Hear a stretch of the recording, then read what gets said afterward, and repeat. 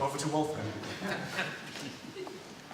Well, thank you very much. It's very flattering to see this comparison there worked throughout, but I think you were expecting an answer on the last question. And yes, I mean, in the survey of all the international experts, about 550 participated, we do have explicit information on uncertainty ranges.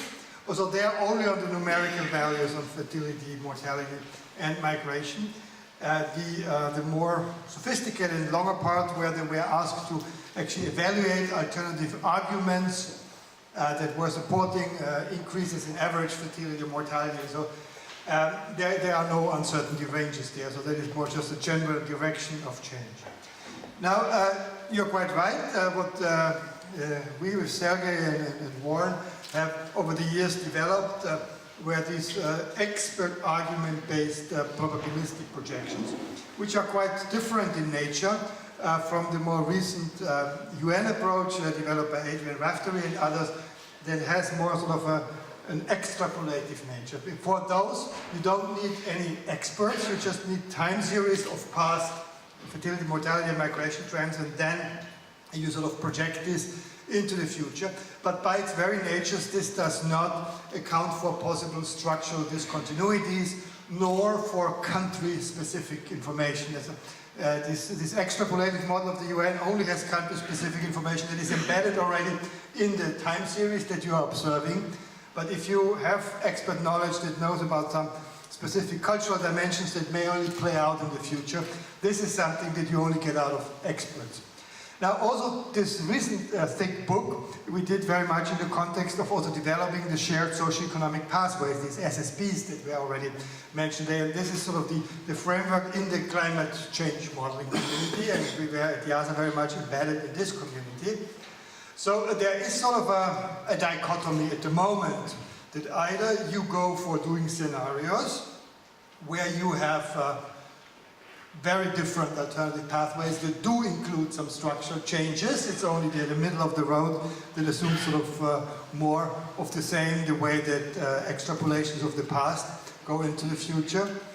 And others are really radical changes. And Samir mentioned this PNAS paper that came out last week, where we really sort of see, for instance, the sustainable development goals as one radical change, the world community committing themselves to do something different than from the past. So this is by its definition a discontinuity. Now, having said this, I think there is an agenda out there. It's not impossible to combine the probabilistic approach with the scenario approach. And actually, there's one chapter, or as a part of a chapter in this book with Warren and Sergey, where we talked about conditional probabilistic projections. And that, I think, is the way to go. You condition of possible sort of future trends that follow certain narratives, but around these trends you still have uncertainty distributions. And there again we could use the information that was provided by the experts about future uncertainty and so on. So I think that's the way to go in the future, combining the powers of both the probabilistic forecasting as well as the scenario model. Okay, any further contributions to that debate? Gustav. In the late 60s, I attended a seminar at the University of Bonn, which was for manpower planning. And we had essentially 3 or 4 books, I remind. One of them were by Richard Stone. A second one was on educational planning by Tore Tonstad from Norway, a red book. Further one, there was the famous book by Kifitz, 68, and also early preprints by Andre Rogers and his co-workers. I don't think these accounting procedures and ideas have much to do with these probabilistic projections. Because, as far as I remind, the book by Stone and also by Tonstad was purely deterministic. But there was an extension in Markov chains, using the input-output approach and asking for questions, for instance, which were never dealt with in Lutz's scenario. How long does it take from one educational degree to form another one, from primary to secondary education? cross-classified, for instance, with age.